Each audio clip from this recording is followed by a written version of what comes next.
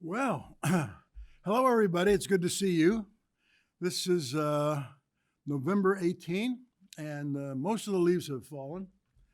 And we're filming for an episode that'll be available before Thanksgiving, I think, which is another week and a half Whenever away. our overworked Minuteman Media Network crew can get it up. Oh, so Sam Kruger and Bill Pollard are behind me manning the robotics gadgets. And on the dais this morning, we have Jean Bagnashi, who is chair of the Friends of the Council on Aging.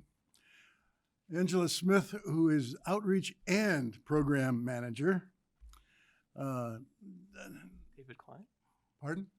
Sorry, I'm announcing myself. David. Oh, you are. Yeah. David Klein directs the Council on Aging. And we have Dara Obbard, who is our guest this morning and is an attorney that practices in real estate kinds of things and development issues. So we'll hear a lot more from Dara in a moment. I brought my checkbook along, everybody, because Jean Bagnashi is here, and I'm sure she'll want to talk about donating to the Friends of the Council on Aging. Yep. So, David, would you like to start us off? Sure. Thanks, Kerry. A lot of times we'll start off by announcing what's going on in town, or other departments can give us information. In our case, coming toward the end of November, we, as a lot of people in town know, we've had a grant from Chenal Community Health Network area, which is funded by Leahy Clinic. And the projects for the Chenal were funding a public health nurse, doing a transportation effort, and doing a feasibility study. So a couple things I wanted to mention, since the Chenal grant is about to finish technically at the end of the month, is that from the transportation side, we've been funding Lyft subsidies, $10 Lyft subsidies for those who are over age 50 or are disabled. And even though the grant is ending, we have found in our experience so far that it's been a manageable expense that we can cover through some of our other grants, like for example, the Friends grant, or perhaps our state formula grant. So I wanted to just make sure that people knew that we still had the Lyft program, and those who have the discount, I hopefully appreciate it. And for those who, aren't sure that they have transportation all the time, or even if they do still drive but may want the option of using, a Lyft. Lyft is like Uber. It can't hurt to have the discount. All you need to do is let us know, and we take your phone number that's associated with the account, we send it over to Lyft, and they code your account directly with that discount. So it's $10 off rides within 55 miles of Carlisle, up to 4 times per month. And so if you don't use it, you don't use it. It just, every month you start off with four new rides, and it's per person. So if you're, married or you have a significant other, then each of you is eligible for your own 4 rides. So you can get to Logan on one of these. Exactly. So a $45 Logan trip might be $35. So yeah, that's terrific. it can't hurt. As a matter of fact, what we found so far is that that's what people are doing. They're taking trips that are a little bit longer than we would normally provide. So that's good. It's kind of filling a niche that is not currently provided. But we only have about 55 people in town who are doing it, who are taking advantage of it. And I just wanted to, trying to get the word out that it's an ongoing program. And so far it's been successful. Well, some folks who are technically challenged like me and don't have a smartphone Yep. might find it difficult to, if I don't have a smartphone, what, can I still get a Lyft ride? Technically you can, because you can create an account online and you could request a ride from home. I think the challenge is, well, how do you get home after that? Somebody would have to request the ride back for you, unless you only need that one-way ride, like going to the airport. That's true. You could create an account for yourself, request that ride through your computer, and you could get yourself to the airport. Great underutilized program, right, at this point. Sure, that's right. Yeah. And we are working on something that may come to fruition. There's a company out in California that's making a splash in Massachusetts called GoGo Grandparent, or they've kind of rebranded themselves as GoGo Technologies. And they will book rides for people on Lyft or Uber, people that don't have smartphones. So you just call their line and they'll book the ride for you. It's a little bit of an extra cost, but not a tremendous burden, and it gives you the option of using it, even if you don't have a smartphone or don't have the app. Right. But we'll see. We'll see. The CEO sent me an email the other night, and he said, you'd be our flagship. Carlisle would be our flagship company in Massachusetts. And I thought to myself, wow, Carlisle being a flagship of anything in Massachusetts, that sounds interesting. But Well, the scope of COA's services to the seniors in town is so broad, thanks to a lot of volunteers and a great staff, and it keeps expanding because the transportation is one of the most difficult to meet needs for seniors in a town like this, especially with no public transportation. So that's great. yeah, thanks for mentioning that, Carrie. And you bring up a good point that I often think about this. It's like, why do we have this program? And one of the reasons is because it's necessity is the mother of invention. And we tried to do a taxi voucher program a number of years ago based on a program that Lexington has, and no taxi company answered the bid process, the RFP. So, then of course the ride sharing or TNC network companies, as they're called now, Lyft and Uber and perhaps others down the line, have come of age, and so we're trying to be as flexible as possible. The other thing I wanted to mention real quick, and then I'll let you guys start in, is that we've had an architect, Abacus Architects, working on a feasibility study. We're meeting this afternoon to review their drawings, and then they're going to do a 3D design. And I know community center building's probably not going to be magically appear in the next year or so, but it's perhaps something that we could fold into what's going on with the master plan process. And I think that we've had a lot of input from different departments, probably hard to see on TV, but this is the property where this is at is over what we used to call the golf property, 338 Bedford Road, behind the DDS housing across from Kimball's Farms Ice Cream. And it's next. Strategically located for seniors. And also, importantly enough for the school, is it's right next to the playing fields at Banda Davis. So, and not too far from the school. So the RecCom likes it.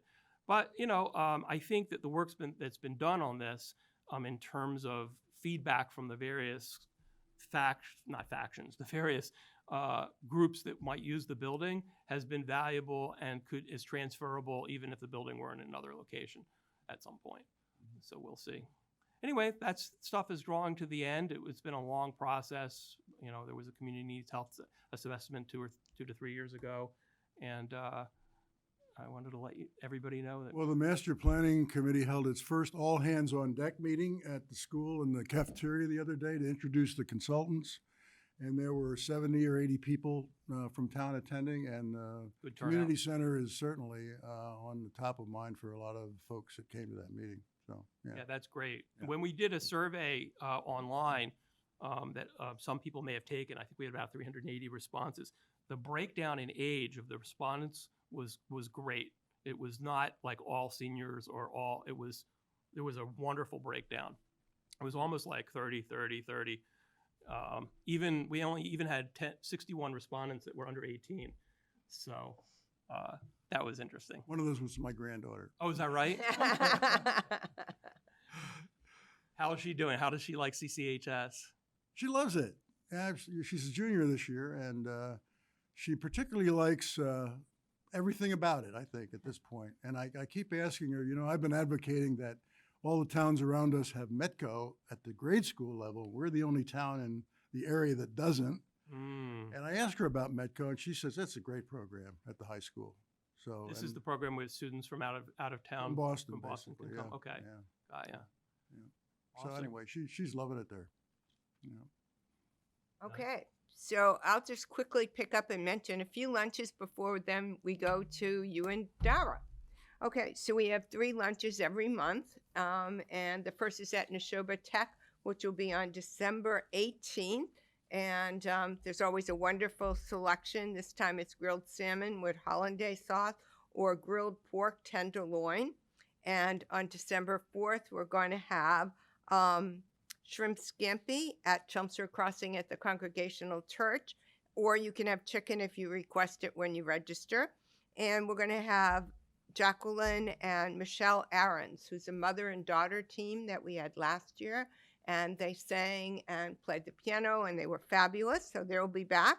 And then our holiday lunch will be December 19th, and we'll have a chef cutting roast beef, and there will also be chicken for that.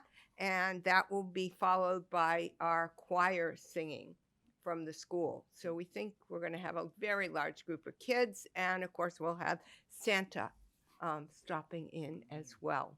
So I think we should go over and let our guests tell us a Well, little bit about housing. Well, Dara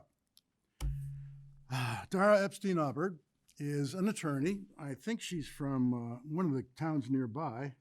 I know I read that somewhere, but I've forgotten it. But Andover. You're Andover, that's it.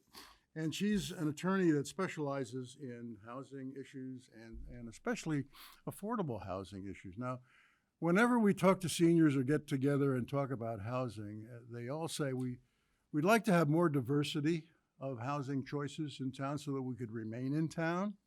And we'd like things to be more affordable. And there's two kinds of affordable. There's affordable with a capital A, and there's affordable with a small a. And there's no question that the need for affordable housing with either capital or small a is great in the Boston area. We have so many open jobs that people are having trouble filling because they can't find folks that can live here, find a place to live. So we have some affordable housing with a small a in our town, not a whole lot. We have two primary facilities. They're rental facilities, and each was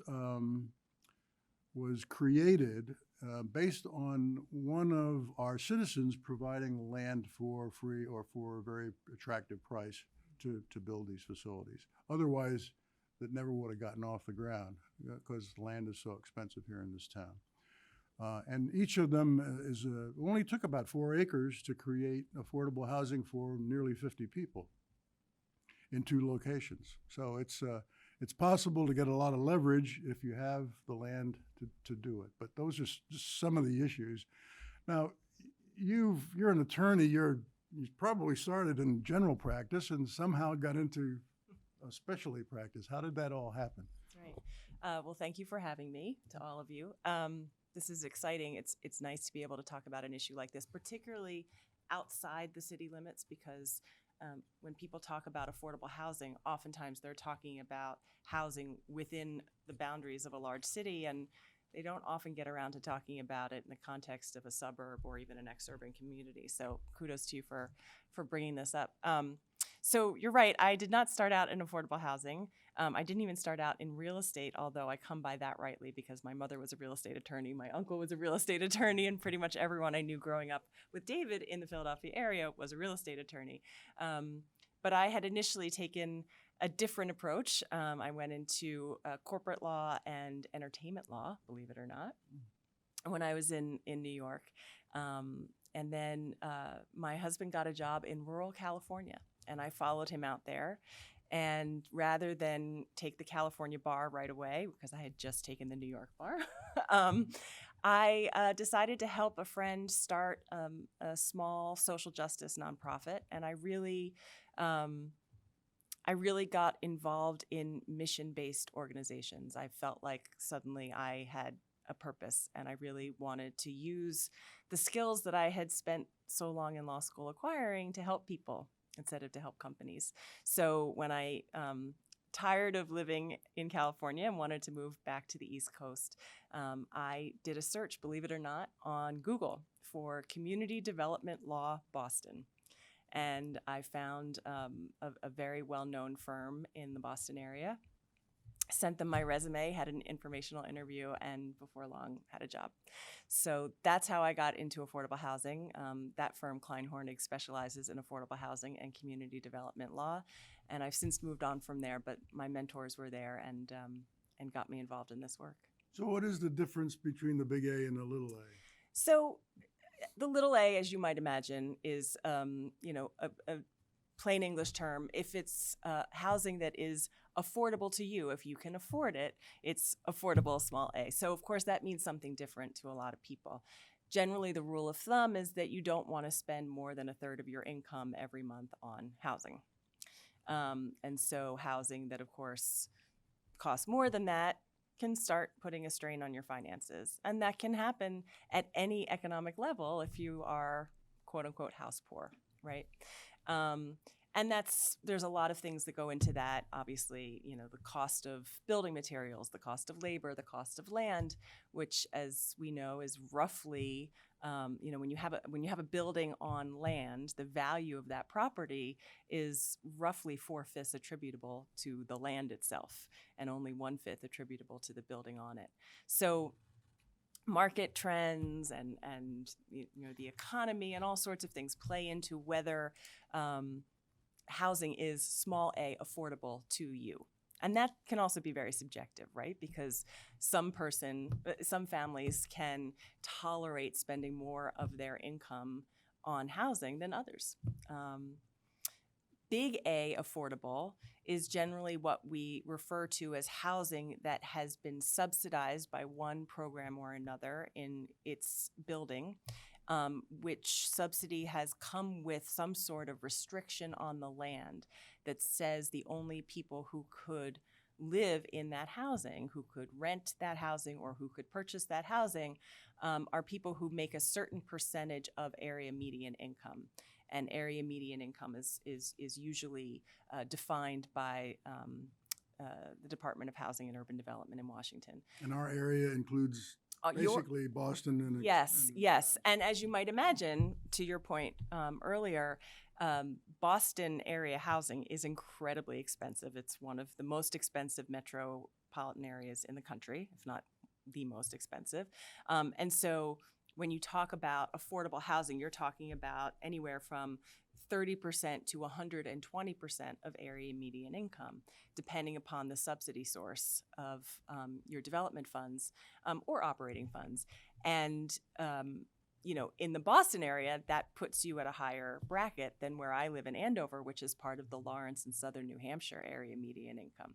So 80% of the AMI where I am is going to be a lower cost than 80% here. And we're part of Boston. You're part of Boston. And it also depends on the number of people in the family, too, doesn't it?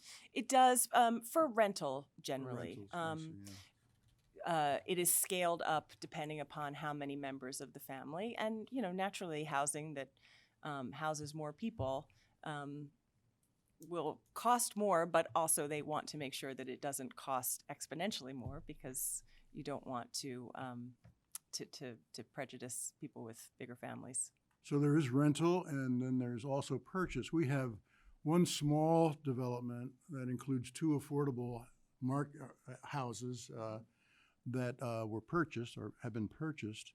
And I think the purchase price was around $165,000 for a 2-bedroom, 2-car garage, 1,800, 1,900 square feet. There's another development that was a private development in town with similar sized houses, not affordable. And the most recent one sold for over $500,000. And so 165 versus 500. What are the implications if I buy a house for 165 because I qualify based on my income for it? If I ever want to sell it, can I sell it for $500,000 like the other units in town, or how does that work? Well, it depends on why it's affordable. If it's little a affordable or big A affordable, and what the restriction is on the property. So in a town like this where land is so valuable, there could be a development, as you mentioned, where someone out of the goodness of his or her heart donates the land and allows someone to build housing on land that they didn't spend a lot of money on, and they can afford to offer it, at least initially, for very low cost. Presumably, if there's no restriction on title on the land that says this has to be restricted to people making a certain percentage of area median income, in which case it would be capital A affordable, then there's no restrictions on how much somebody can earn profit-wise when they sell their property. However, if there's a restriction on the property, there is also a restriction on how much someone can sell their house for. And, nobody wants to be in the business of limiting the amount of equity somebody can have in their home. I mean, that goes against the purpose of allowing people to build wealth and get a leg up on in life, but within limits, right? Because we don't want to just help one family have their, the family home of their dreams. We want to keep that going. So there is usually a modest profit that someone can make on the selling of their home if they're in a restricted capital A affordable home ownership situation, but it's not unlimited. So they wouldn't necessarily turn it around and make it a market rate housing right away. It depends also on the time limit of the restriction. Some restrictions are perpetual, meaning that for time immemorial, this will be an affordable unit or affordable home. And some, are only limited to the amount of time, let's say, that a subsidy loan was given. So if the term of a loan that was used to build the house is 30 years, sometimes the restriction that accompanies it is also only 30 years. What happens if they leave within the 30 years? Does that 30-year period still extend? Well, not if it's, it depends on the subsidy is the short answer. Generally, the developments that I work on are rental, and they utilize the low-income housing tax credit, as well as other subsidies from the state and the federal government. Oftentimes, they are perpetual restrictions on those properties, but there are some exceptions even in the perpetual restrictions. If it becomes financially infeasible for the property to be managed as affordable housing. Our most recent effort in that regard was for 28 rental houses, units, and that was in 2014, I believe, when they were constructed. And there were tax credits involved in that because the property is actually owned by a bunch of investors. By a partnership of investors. So how does this tax credit, how does this funding happen to make this kind of a project happen? Well, it's can be both more and less complicated than it sounds, but basically what I normally do is I work with nonprofit developers and community development organizations that partner with investors that are usually banks, or insurance companies that have a requirement to reinvest in the places in which they work. And, nonprofits obviously can't use tax credits because they don't pay taxes. So there is a joint development agreement or an investment agreement where the tax benefits of investing in affordable housing will go to the for-profit investor that puts in the money, but it's really the nonprofit developer who is mission-driven to build affordable housing and keep communities safe and secure and prospering. They're the ones who really drive the bus when it comes to building the development and operating it. So in our case, it was NOAA, which is neighborhood something. Anyway, it was a not-for-profit developer, and they attracted the capital to do it. I think the town provided an interest-free loan forever to do it. It gets complicated, but it can happen. And I think if the nonprofit takes the lead on this, they can make it a lot easier for towns like us with limited resources to get it going. Yeah, and to be clear, the nonprofit has to take the lead on it because the way these partnerships work, the investors would have a lot more risk and a lot more responsibility that they don't necessarily want if they were to take an active role in the development. So they are providing the capital, yes. It is an example of a public-private partnership that really, really works and has since it was instituted in 1986. But it's truly the nonprofit developers that are mission-driven and are there to provide the service for people who need affordable housing. They're really the ones who are making the decisions on both the development and the operating of the development. So the financing can get complicated, but for the purposes of the town and of the people living in the housing, it shouldn't be that complicated. The money is really off to the side, and it's just there to make the development happen. It wouldn't happen otherwise, especially given the large cost of building. Well, with someone sort of orchestrating it, a Mhm. nonprofit orchestrating it. I think I remember that this 28 unit effort cost something like 10 or 11 million dollars to build. But when it came down to it, the part that the town provided as a subsidy was only something like $35,000 per unit, which was a pretty good leverage as far as the town went in terms of this very large project. So there were a lot of sources. But orchestrating that, as I said, was something that we didn't do. We didn't orchestrate it, but fortunately, we had a very capable not-for-profit doing that. Made it happen. Yeah.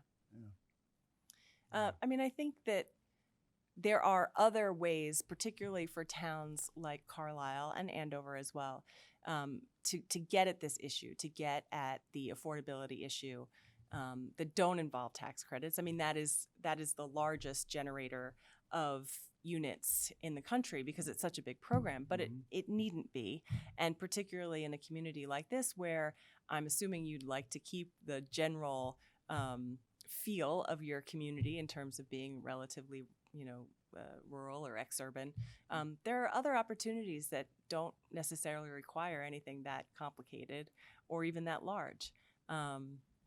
One example, in Andover, I sit on the board of the Andover Community Trust, which is a land trust dedicated to affordable housing. So there are land trusts that use donated land or cheaply acquired land to keep it as open space. But then there are other versions like ACT that uses it to provide single family or we're about to do our first multi-family unit home ownership projects.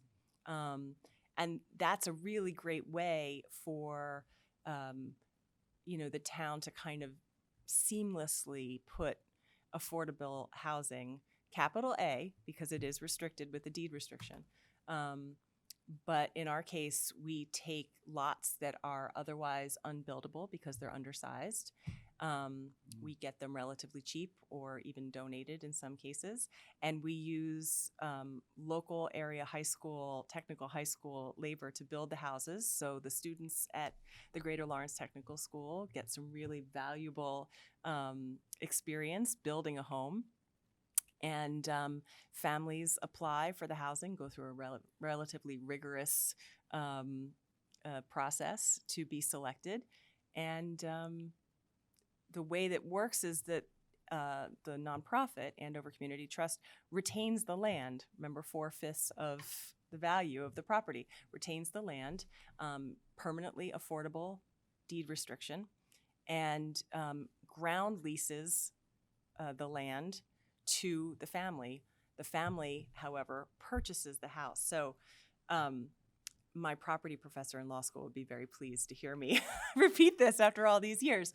But, there are a lot of ways to break up property. Property is kind of a concept. We used to think of it as a bundle of sticks, and you can break up the sticks in any which way.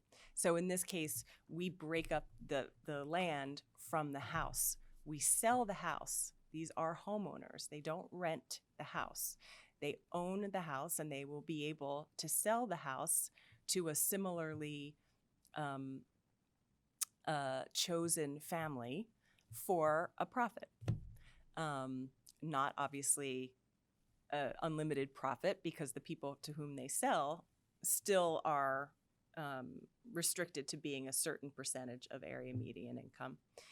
We want to keep it permanently affordable, but they do own the house, and they are getting equity from the house, and they're also paying a relatively small rental for the property, and the property will always be in the hands of the land trust. Well, it sounds novel for Andover, but if you were in Hawaii, that's the only way you can buy a house is not own the land on it, but buy the house. Right? It's not a doable. novel concept per se, but it is one small way that communities like ours outside of Boston and outside of areas that really can support these giant, multifamily home ownership or rental developments can still make a difference. And I know anecdotally, although I didn't work on any of these projects, but I know that in similar communities, there are also senior housing that were built with a similar concept in mind. And it sounds like you already have a few of them here, but, you know, if there's a real concerted effort to make sure that seniors can stay in the communities where they have lived their lives and raised their children and paid their taxes and really created the atmosphere around here, then there are creative ways to do it without necessarily having to rely on federal programs. Is there a way of doing it so that you can give your town residents priority? There is. I mean, there are a lot of arguments for and against doing that. It's certainly if you are doing projects that don't involve federal or state money, then there are fewer hurdles for you to have to jump over to do that. But of course, private development becomes very, very expensive without some sort of subsidy. So it really depends on the regulations of whichever entity is providing funding for your project. If it's no entity, if it's just a private bank, there's no restrictions.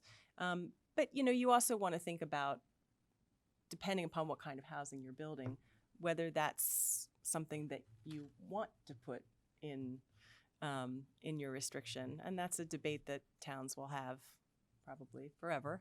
Mm-hmm.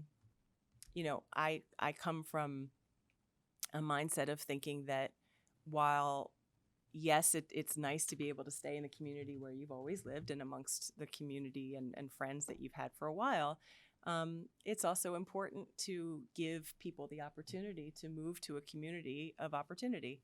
That sounds a little disjointed, but I think you understand what I'm saying. Do you want to do that on a large scale? That's up to each individual community. But I think there's a balance. It strikes me that the Andover Land Trust, and this is where I'm going to get out of my depth, is akin to the Carlisle Affordable Housing Trust. Well, the Affordable Housing Trust, but I was also going to relate it to the Carlisle Conservation Trust. Is that what it's called? Carlisle Conservation Foundation? Foundation. So the foundation exists to buy land to put into conservation, if I am correct. But it sounds like the land trust exists to buy land to both conserve and create affordable housing. Well, it's really just for creating affordable housing, and it's not. It is a private nonprofit organization. It is not linked to the town, although obviously it works very closely with the town to get land that is otherwise considered not suitable for building new housing, mostly because it's undersized. So obviously our bylaws in town allow for that. I believe they specifically allow undersized lots to be used for either affordable housing, which is then turned over to this, private nonprofit over here, or I believe for relocating historic properties are the two reasons that, the zoning will allow for undersized lots to be used for housing.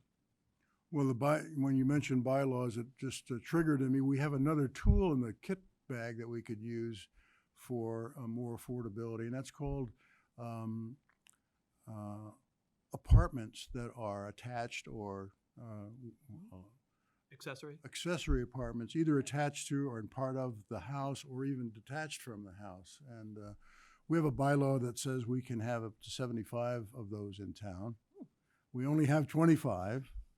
It's a great way for folks to stay in place and say, we have one gal, for example, who lost her husband, wanted to stay in her house, created an accessory apartment. She's had 3 tenants over the last 10 years now and loves it because although she doesn't see them day to day, it's nice to know that there's somebody there just in case, and so she's really advocating for it.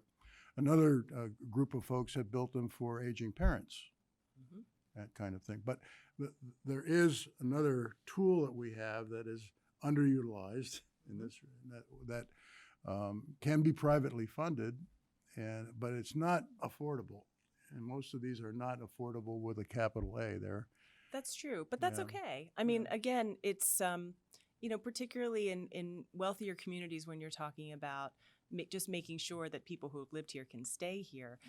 You don't necessarily have to be in the capital A side of the ledger. I mean, it's hard enough to get the small A side of the ledger, but there you can be more creative because you're not taking subsidized funding that comes with regulations. And I'm not necessarily advocating for that. Like you said, they're all tools in the toolkit. Housing, whether it's affordable or not affordable, it's a really big, complicated issue, right? Like healthcare, like education, it is large, it is complicated, it is very interconnected with other issues, right? I mean, so something that I'm not professionally involved in, but interests me very much is just the design of buildings and of landscapes and of transportation to allow people from all abilities and all ages to use it. It's a universal design concept or human-centered design. Those kind of issues permeate housing, and there are all different types of people who have all different types of issues with housing. And so it is a toolkit. It's something that you really need a very broad base of solutions because it's a very complicated problem. Well, one of the signs of the times in terms of our aging population is that it used to be to think about having an elevator in your house was cost prohibitive. It was just, now you can get an elevator for, it's almost like a little kit that you just install, and it's very inexpensive. And so having that kind of accessibility for seniors is much easier, and others is much easier to come by than it ever has been. It's just this universal design concept would be part of that, I'm sure. Absolutely. Yeah. Yeah. And, there are, it might not be the most important issue to tackle, but certainly if you have, design standards for new buildings, universal design concepts are something that you might incorporate into them because you're looking ahead 30, 40, 50 years and seeing that, at some point, who owns this house now might need these going forward. But that, of course, also raises the cost. The cost of elevators notwithstanding going down in general. Yes. Anytime you put more design standards and restrictions on building, it raises the cost. But if you get it early enough, right, it's almost a wash, most likely. Yeah. Yeah. And in terms of the timing of what Dara and Kerry are talking about, it's good timing for the town because we're just beginning this master planning process. So you may as well incorporate as many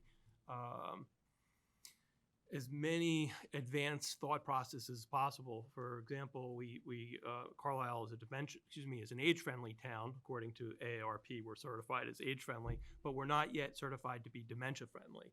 And so the two programs are actually being combined, age-friendly and dementia-friendly, because there's too many things that they have in common. But you can be age-friendly and not be dementia-friendly, or vice versa. So I think that it's somewhat of a learning process, just like what we're learning today. Absolutely. Universal design doesn't only mean building standards that take into account people's physical limitations. They also take into account sensory limitations or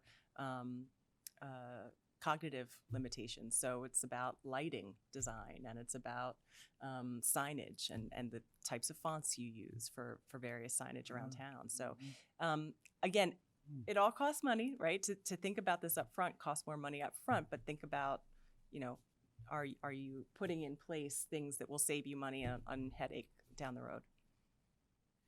Well, the other sort of elephant in many rooms when we talk about housing in this town is the 40B kind of discussion. And everyone says, well, we are required by the state to have 10%.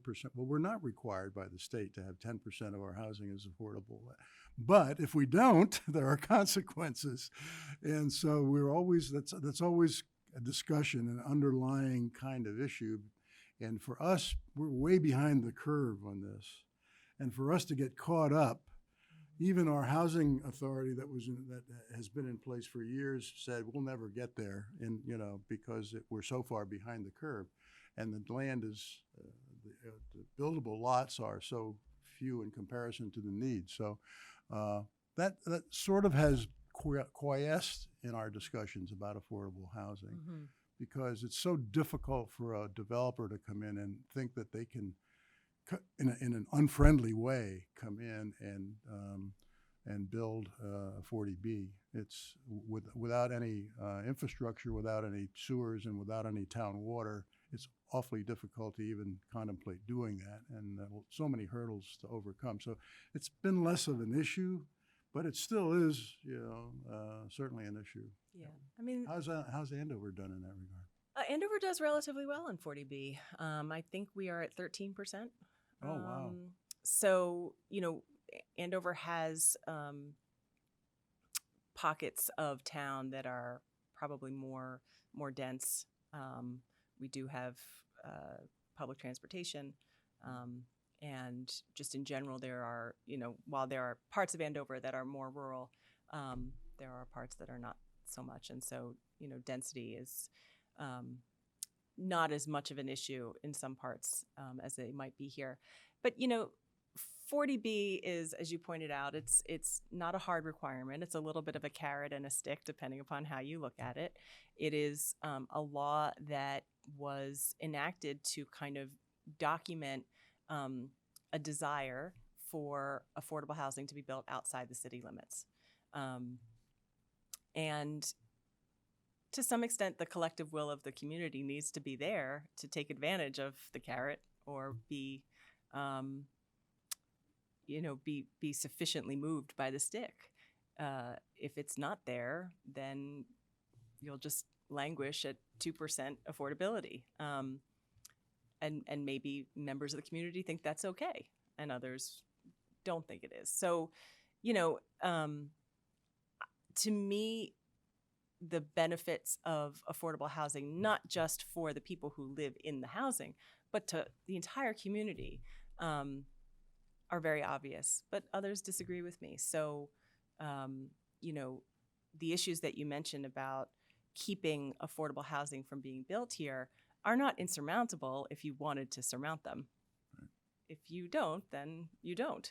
But, that's where I think kind of the buildable lot question, if there's the will to build more affordable housing, whether it's for seniors who already live here or for others who would like the opportunity to live here, there are ways to address that. You could make the outstanding buildable lots into more buildable lots because they don't necessarily have to be that big. But that's a question to go through. I don't know, are you at town meeting? Is that? Yep. Yeah, town meeting. That's group, a question for you to go through your town meeting. And as of now, you are right. The state is not mandating that you do that. I think one of the I'm not taking a side on this because in a vacuum, I think having more affordable housing really makes sense. But I think one of the things, because I don't live in Carlisle, but one of the things just as an observer is that there's a lot of different needs that the town sees. For example, we're in the process of renovating some of our buildings, our police department. That building needs to be renovated, and it was supposed to be at one price, and now all of a sudden it's doubled in price. And so I sometimes I look at the selectmen and the finance committee, and although for our department's budget, we want to offer as much services as possible. On the other hand, from the taxpayer point of view, it's like, wow, we should be doing this and we should be doing that. And sometimes you have to compromise. And I think Angela's a taxpayer. I mean, I just think it's like you're a parent. You have to decide, okay, are we going to go on this vacation 2 times a year or 3 times a year? Or are we going to do that plus do something else that's important in our family? Right. And so, yeah.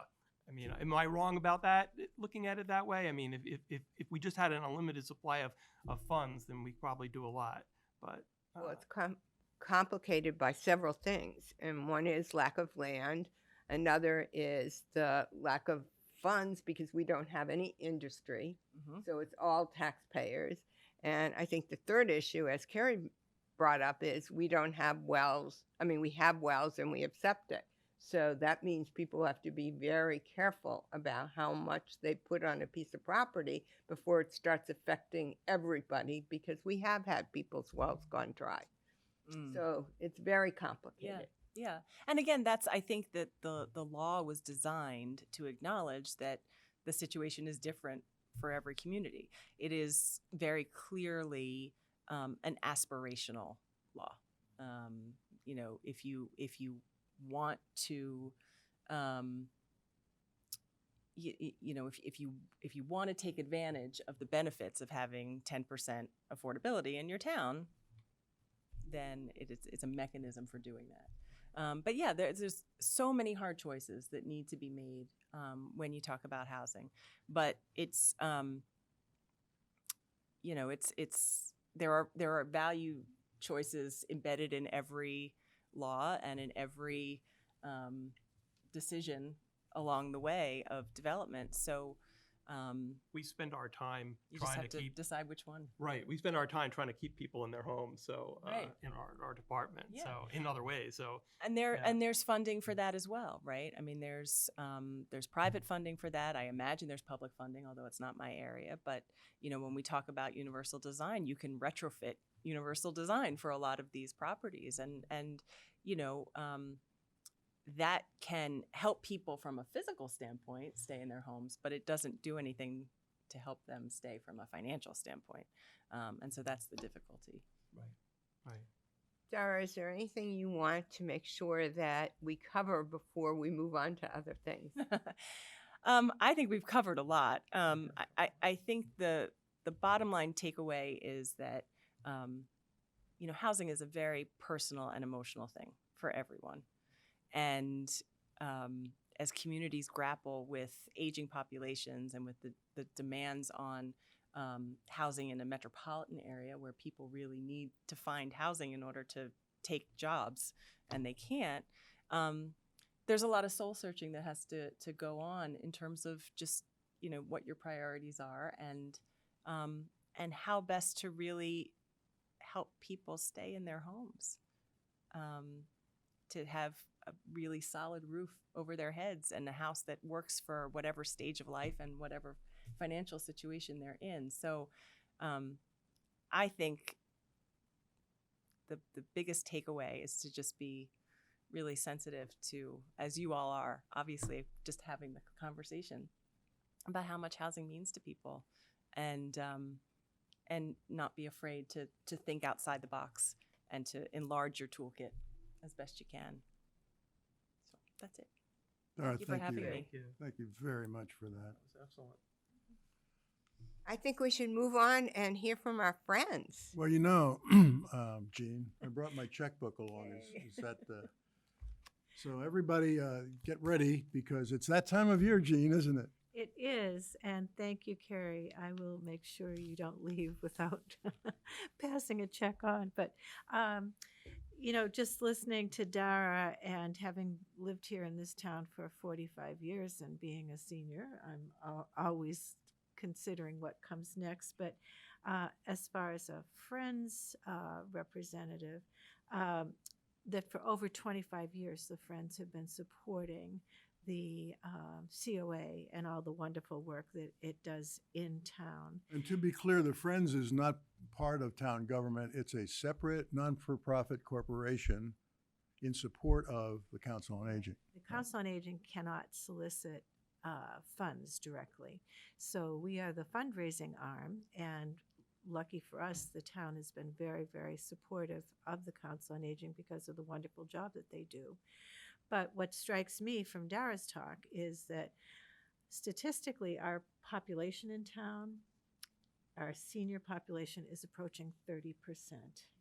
And that's a statistic we all have to deal with, and our Council on Aging certainly knows how that increase in age-related issues and programs is increasing, obviously, costs for those many programs. But I do want to remind people that, as Carrie's made known, that the Friends annual appeal is coming any minute. There'll be a letter in the Mosquito, hopefully Friday. And then also our flyer comes out. It's our annual appeal, and we really hope that everyone will pay attention to the services listed in the flyer that are supported by the Friends through the Council on Aging, and that while we accept donations at any time of the year, they will go to Box 38, Carlisle, Mass. 01741. But just a reminder, too, that the programs that the COA provides, thanks to some grants from the Friends, are covering a whole range of activities. Physical, there are exercise classes. I'm trying to do Tai Chi. I'm momentarily sidelined, but I can't wait to get back. But we have luncheons and breakfasts that provide a lot of social activity to our seniors. And I've been going to senior moments at Ferns and enjoy the conversation there. So I really put a plug in for absolutely everything. There is something for everyone, but especially the lecture series that the Friends of the Library and the Friends of the Council on Aging provide. A citizen recently wrote a letter to the paper extolling the virtue of the program most recently attended. And if you haven't attended, you don't have to be a senior to attend, but these are most informative. And coming up in March, we'll have an art series, which is usually very well attended. I think last time around, probably there were almost 100 people at all three of the art presentations. So in the immediate future, we're hoping that you will open your pocketbooks. No donation too small. We'll take Or too big. or too big. So we will make sure that it gets put into good use supporting these vital programs. And again, the increase in seniors and the increase in demands makes the need for financial support more relevant. I'm all in. Okay. David, do you want to hit some of the transportation and some of the plays? Sure.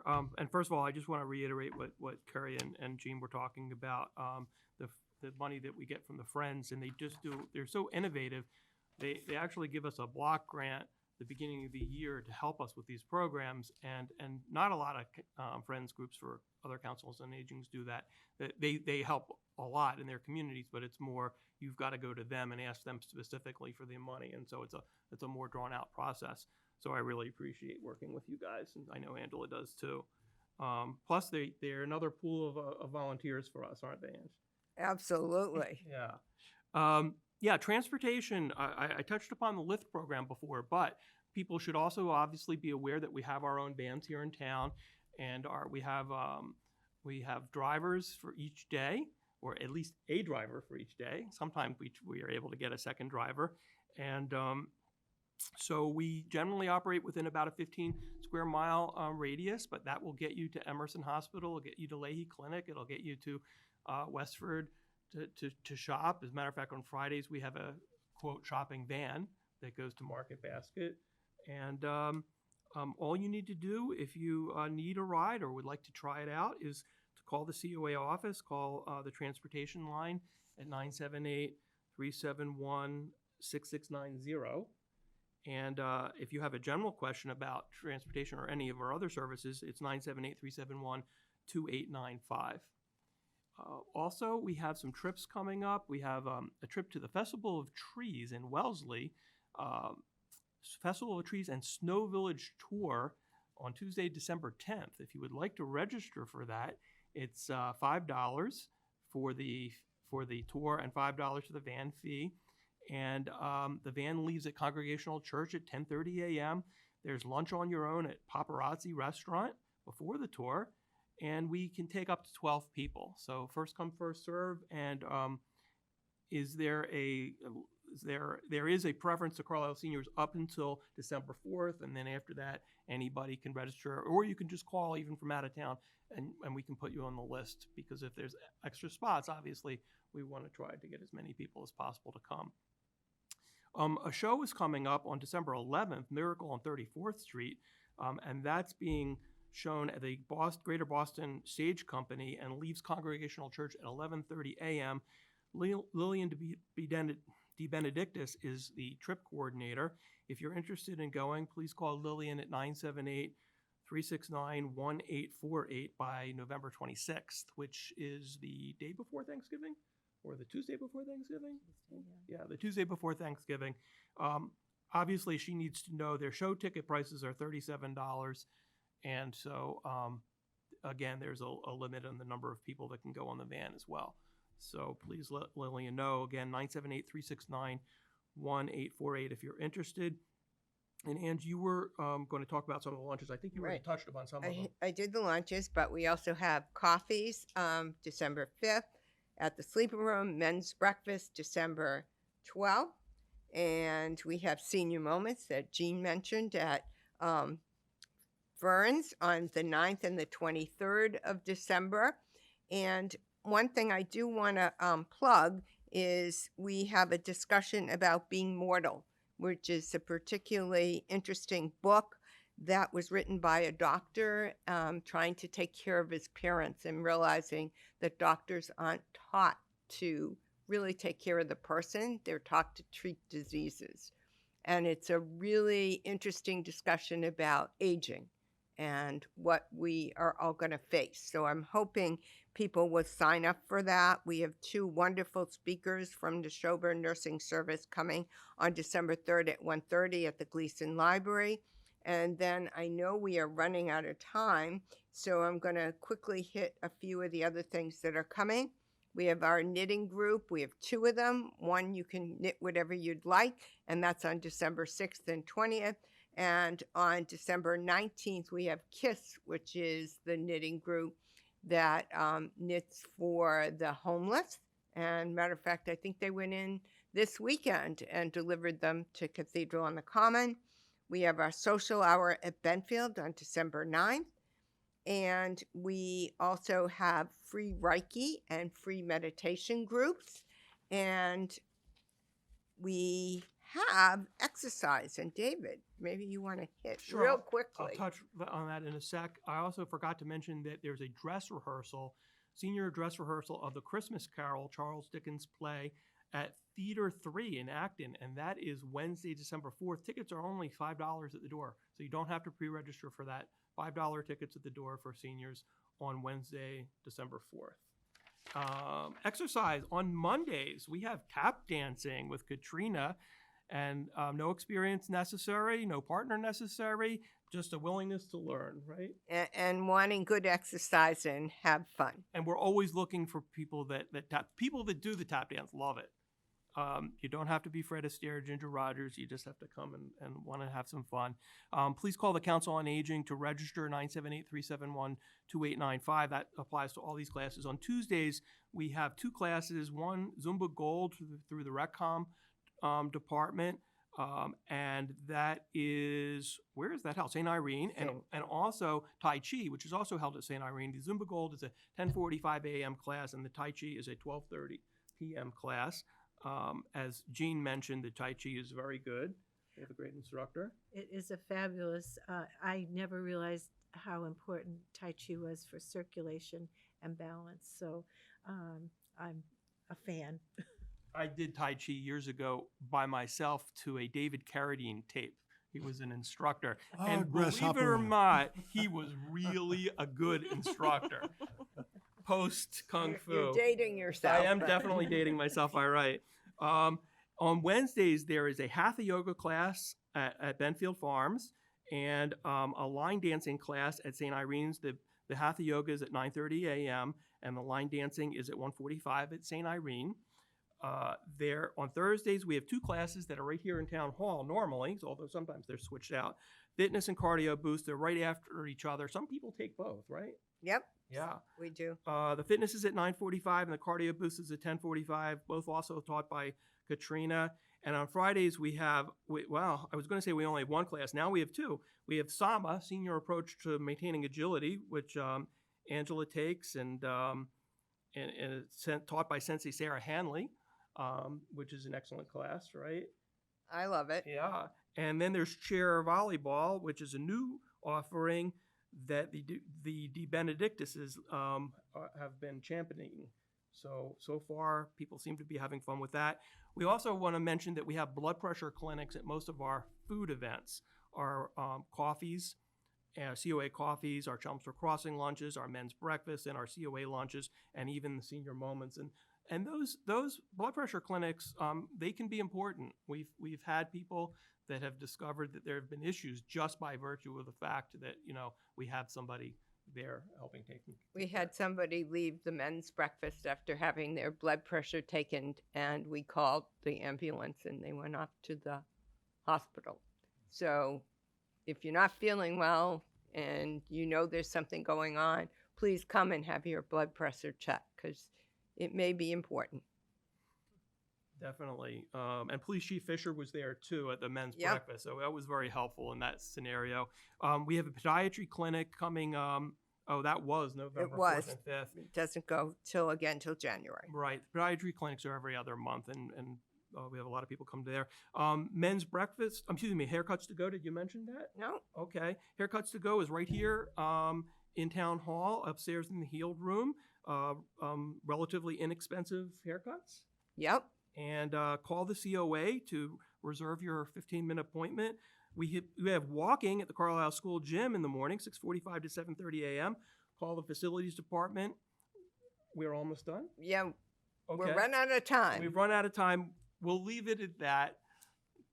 Carrie, David, Dara, thank you very Angela, much. Thank you. Jean, Alan, Bill, Sam, and especially Dara. Thank you very much. And it's good to see you all. And we'll see you. It's Carrie Kissinger signing off. We'll see you next month. Thank you, Thank Carrie. you.